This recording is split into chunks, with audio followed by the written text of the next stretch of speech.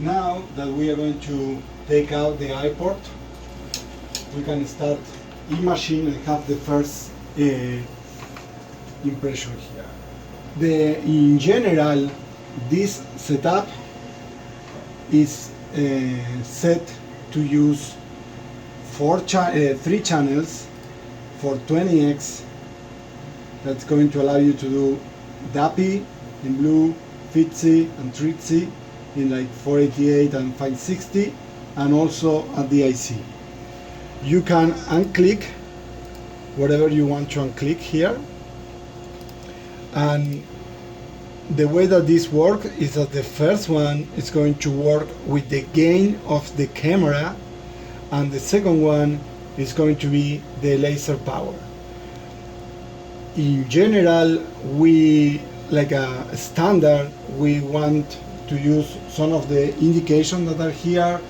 Probably that says here, for example, not to be more than of the gain, do not have more than 120, or technically it works better between 180, but try not to go beyond 120, and the laser power below 15. It works better between 5 and 8, but try not to go beyond 15. This is the laser power part, and this is different modalities that set the laser powers. In this case, I made a set for 20x, a set for 40, for 60, and for 100. Now we are in a 40x, so I click here, and I'm going to start scanning. When I start scanning, it's going to show up one image. Sometimes, if you don't have anything scanning here, probably the confocal port, you have to click on the confocal port. It's not this case, but now it's working good. One of the first things that we want to click here is this button that is going to say the pixel saturation indicator. We want to have it on. It's going to show us where we are saturating the camera. And the other button that we want to touch, we want a full screen most of the time, and we want to touch this one that is here, that is split the components. Now this is giving us all the components together. We want to have the different channels that we are using and one that is with all. In this case, this one, DIC, is super saturated. We are going to decrease. The only thing that we can decrease in DIC is that the gain. Touching there, and it's going down, and more or less we have something. Now it's very dim. DIC, we don't have laser power because DIC works with the laser power of one of these ones. We are going to increase it a little bit, and we can see that it's getting more brighter and brighter until we have something more or less like this. In this case, we can see the structure. This is a retina. It's an RPE here, outer segment, inner segment, and the nuclei. If you go and you see it in the entire thing, you can see the nuclei in DAPI, and in the black part is the RPE that is dark.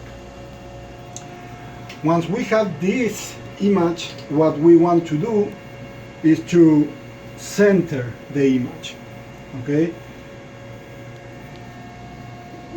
Every objective have a standard zoom that is the optimal zoom. In this case, for 40x, as we can see here in this table, the zoom that we use, and for most of them, is 1.42. Okay? If we reset, this is going to give us a big image of the entire retina that probably is good to move around, because with this setup you can click on this wheel that is here, and this is going to allow you to move around the tissue. You click and drag and the entire retina is going to be moved from the microscope. Once you choose the section that you want, it's good that you come here to the zoom and you put 1.42, and it's going to decrease the area of the scanning, but it's going to allow you to rotate and make a good center image. You're there, you click enter, and it's going to give you a straight image of what you are looking for. Also, you can move from here, like centering the image that you want to take the picture of, and click enter. Now that you have this, the next step is to tell the machine which are the focus plane that we want. This is a confocal microscope, so the key of this machine is that they can take a picture at different focal planes, so that we can image a thick tissue at different planes and then put those images together or 3D reconstruct it. So what we are trying to do now is to tell the microscope which section or which height we are interested in on. So for that we have to come to here where it says the C, and we are going to set the C stack. We click here and we want to have this click, and this configuration is we are going to use the top and the bottom to set where we want to work with, in which section we want to work. And this is going to tell you which the step size that you want, and which is the range that you want to scan, and how many steps are you making. So I start working with the last. I make my focus in the microscope, and then I came here. I have to adjust that because that is slightly shift, and I also want to find the top and the bottom. So I'm going to move with this wheel. I'm going to move very carefully, or I can make it more thin. I'm going to, as the very beginning, what I do now is to set, if my setting is here, I'm going to set this as a top. And when I have this as a top, I'm going to move further up. I'm going to start moving the plane, and right there I started to see that the brightness of my staining is disappearing. So I'm going to set that as a top. And now I'm going to go to set as a bottom. I'm going down with the wheel.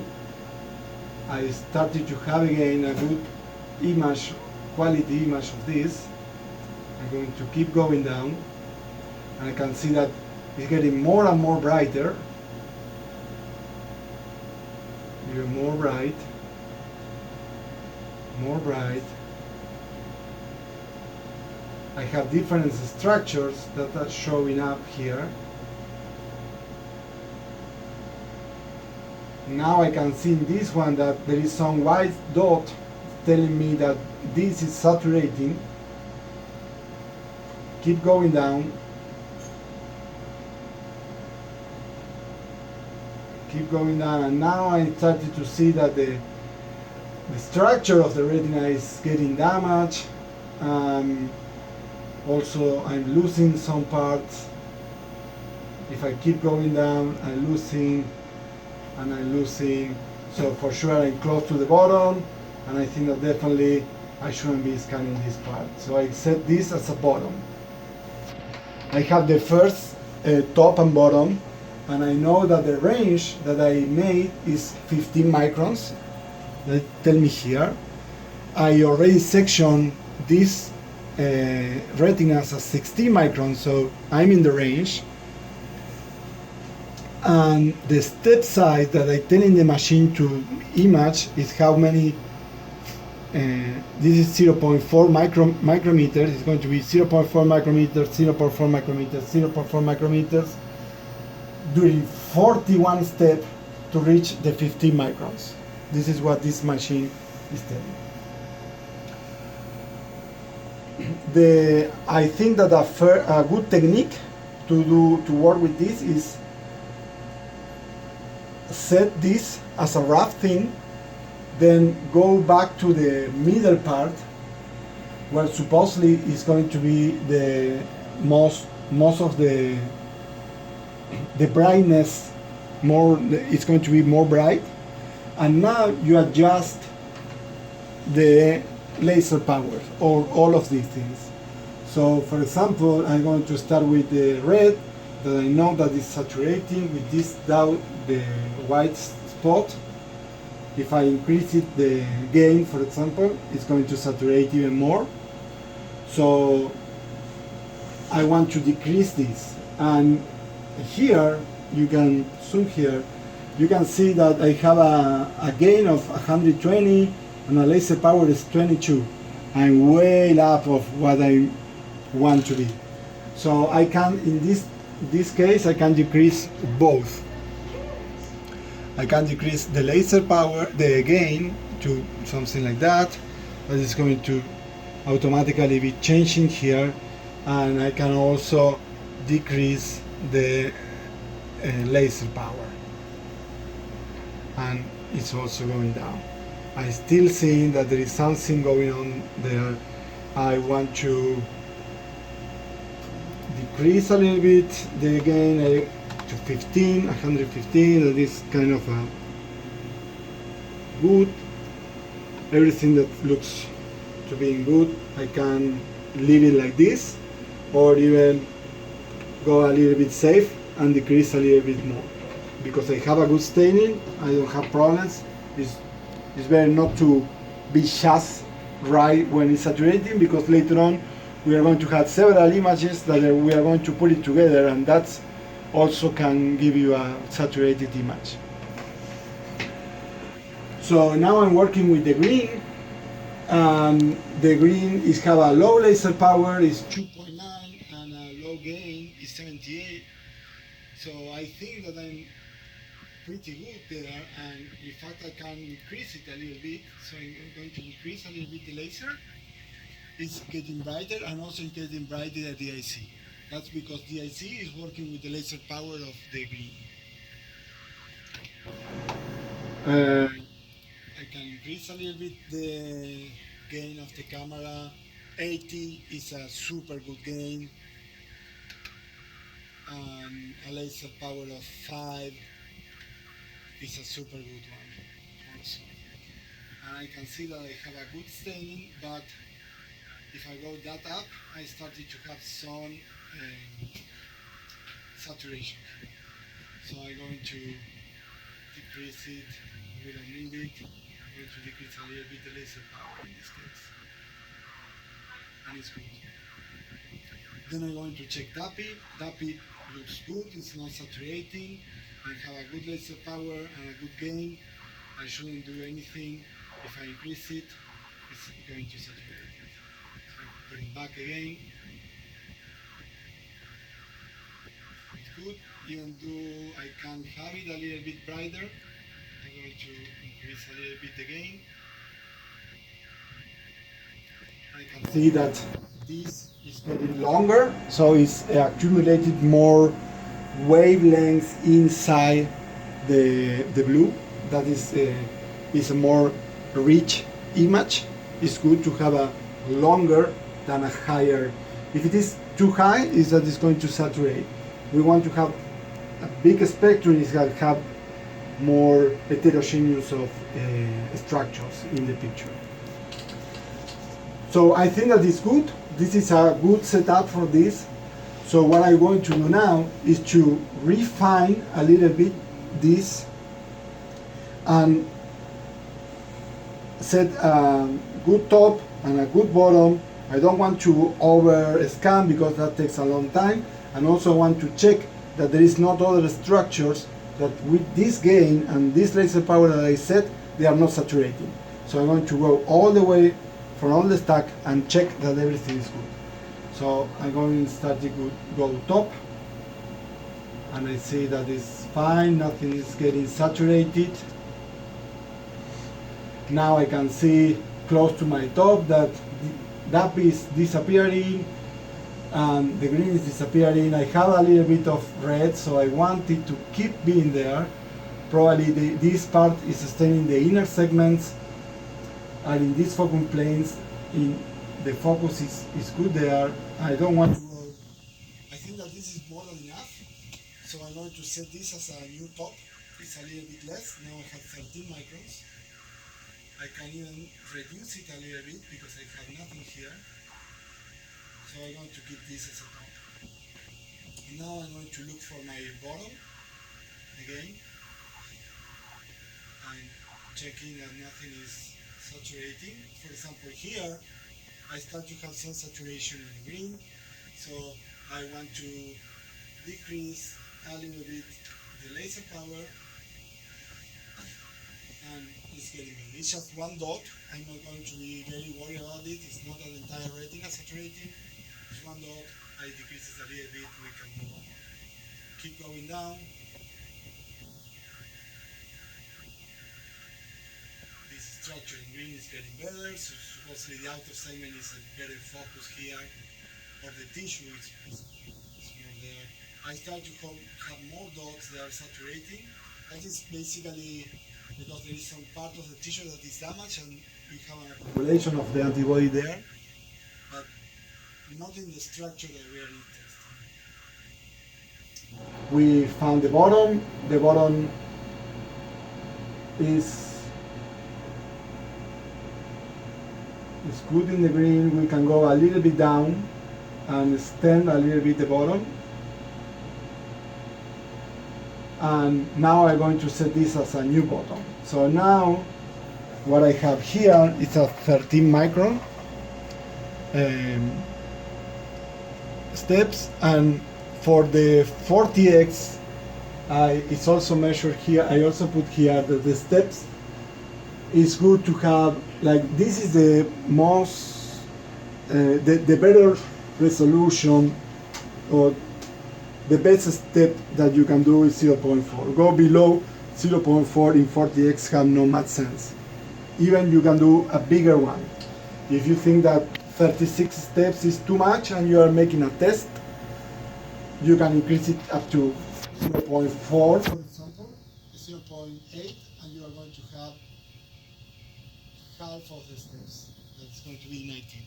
That means that you will scan faster. If you go to timing, it's going to tell you that this scan is going to be for 2 minutes. When you have everything set, it's good that you stop the scanning, so the laser is not moving on your tissue and you are not bleaching your sample. What you want to set here is where is the file, where is the folder where you want. So you want to browse. In this case, this is my name and other people in the lab, and I have set it here for the day where I did my staining, my first staining day.